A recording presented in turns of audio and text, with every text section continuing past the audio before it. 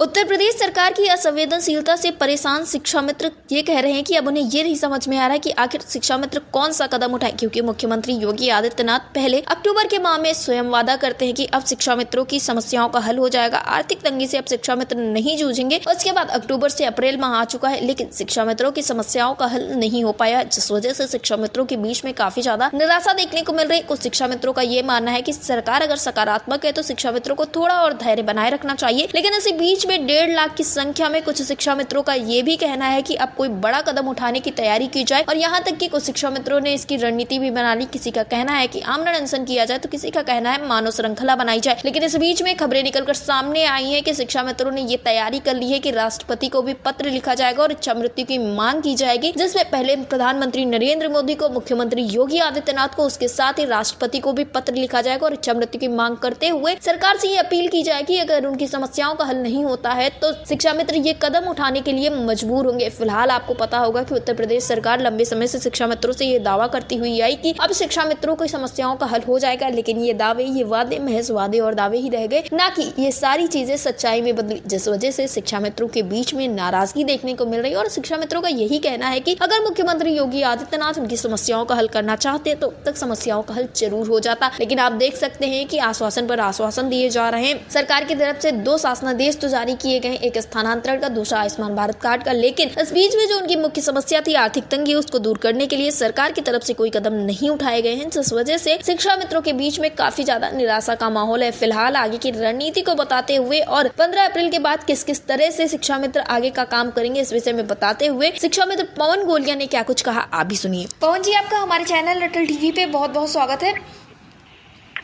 आपका भी धन्यवाद और हमारा नमस्कार। पवन जी, जिस तरह से देखने को मिल रहा है कि लगातार शिक्षा मित्रों के मामले में सरकार की तरफ से हिला हवाली की जा रही है, जबकि सारी बातें अब मुख्यमंत्री योगी आदित्यनाथ से लेकर प्रधानमंत्री नरेंद्र मोदी तक को पता है, क्योंकि आप लोगों ने ज्ञापन पत्र के जरिए हर एक समस्या से अवगत करा दिया है, लेकिन फिर भी सरकार की तरफ से कोई कदम नहीं उठाए जा रहे। जबकि अक्टूबर माह की अगर हम बात करें तब एक बैठक हुई थी, तब मुख्यमंत्री योगी आदित्यनाथ ने स्वयं ये कहा था कि उपचुनाव के बाद समस्याओं का हल होता हुआ नजर आएगा, लेकिन आप देख सकते हैं कि अक्टूबर से अप्रैल आ चुका है, लेकिन आप लोगों की जो मूल समस्या है आर्थिक तंगी, उसको दूर करने के लिए सरकार ने कोई कदम नहीं उठाया। बस कहने के लिए स्थानांतरण और आयुष्मान भारत जैसी योजनाओं को ला दिया गया है। क्या मानना है आपका इन सारी चीजों पे? देखिए, मौखिक आश्वासन और काम नहीं चलेगा। हमने कई बार कह चुका है कि शिक्षा मित्र वेंटिलेटर पर है और ऑक्सीजन की तलाश में है और अंतिम सांसें गिन रहा है जी। ये जो आदमी का, किसी भी कार्मिक का, नागरिक का मानवीय जीवन जीने का अधिकार है, उनसे भी वंचित किया जा रहा है। आर्थिक असमानता है, सामाजिक असमानता है जी।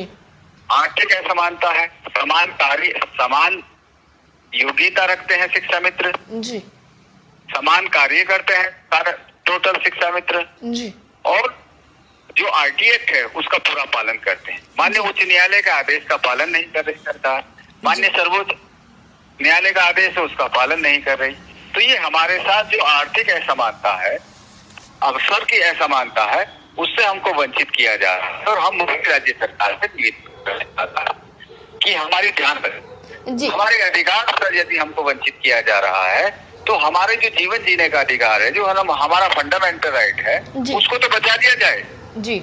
ये स्टेट की जिम्मेदारी है कि अपने कार्मिक की, अपने शिक्षक की जान बचाना, और हम विनम्र निवेदन कर रहे हैं कि हमारी जान बचा ली जाए। हम आपातकालीन स्थिति में जी रहे हैं, हमारे पास आर्थिक असमानता है, आर्थिक तंगी है, बहुत ज्यादा परेशानी में शिक्षा मित्र जी रहा है और बहुत सारे लोग बीमार चल रहे हैं, बहुत सारे लोगों दवाइयों के भाव में दम तोड़ चुके हैं, बहुत सारे लोग दुखी और पीड़ित हैं। शाम को सोचते हैं कि कल सवेरा आएगा, लेकिन फिर अंधेरा शाम को होते होते फिर वो अंधेरे में डूब जाता है जी। ये समस्याएं हैं और ये सारी समस्याएं से राज्य सरकार जो अवगत है, और हम बार बार निवेदन कर रहे हैं कि जितने भी जल्दी से तत्काल प्रभाव से हमारा काम कर दिया जाए, हमारा जीवन बचा रहे, हम आभारी रहेंगे अपने जी। लेकिन नहीं सुना जा रहा है तो क्या कर सकते हैं जी। पवन गोलिया जी, जैसा कि आप कर रहे हैं जी, नहीं तो फिर नया कदम हम लोग बता दिया कि हम जो भी हमारे संविधान में अधिकार होंगे, जो भी हमारे राइट्स हैं, जो बेहतर तरीके से शिक्षक होने के नाते अपना अपने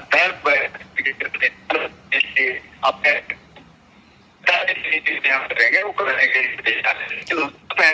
एक बात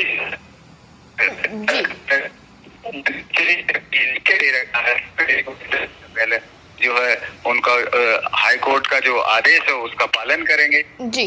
तो हम ये इंतजार देख रहे हैं कि 1 मई से पहले पहले कर दें, अन्यथा जो राज्य सरकार उच्च न्यायालय का आदेश भी नहीं मान रही, सर्वोच्च न्यायालय का आदेश भी नहीं मान रही, तो ये गलत व्यवहार है स्टेट का अपने कार्य के प्रति, अपने शिक्षक।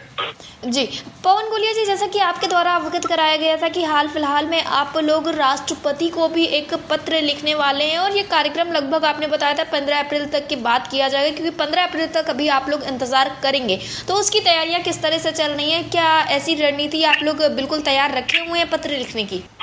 विधिवत तरीके से सिस्टमेटिक ढंग में लिख दिया है। हम स्टेट को प्रत्यावेदन देने जा रहे हैं 15 अप्रैल के बाद जी। फिर हम प्रधानमंत्री जी स्टेटमेंट और राष्ट्रपति को प्रत्यावेदन दे रहे हैं जी। और ये सारे प्रत्यावेदन के बाद हम जितने भी एक्टिविटीज करेंगे संवैधानिक, उसकी सूचना हम अपनी स्टेट सरकार को पहले ही दे देंगे कि चाहे हम मानव श्रृंखला बनाए, हम आमरण अनशन पर बैठे या अन्य और भी कोई गतिविधियां करें, हम राष्ट्रपति महोदय से इच्छा मृत्यु की मांग करें, ये सारी सूचनाएं हम अपनी जान बचाने के लिए अपनी स्टेट सरकार को पहले सूचना दे देंगे 15 अप्रैल के बाद।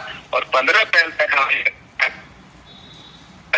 हमारे मुख्यमंत्री जी हमारी संवेदना को समझे, हमारी पीड़ा को समझे, का निवारण करें।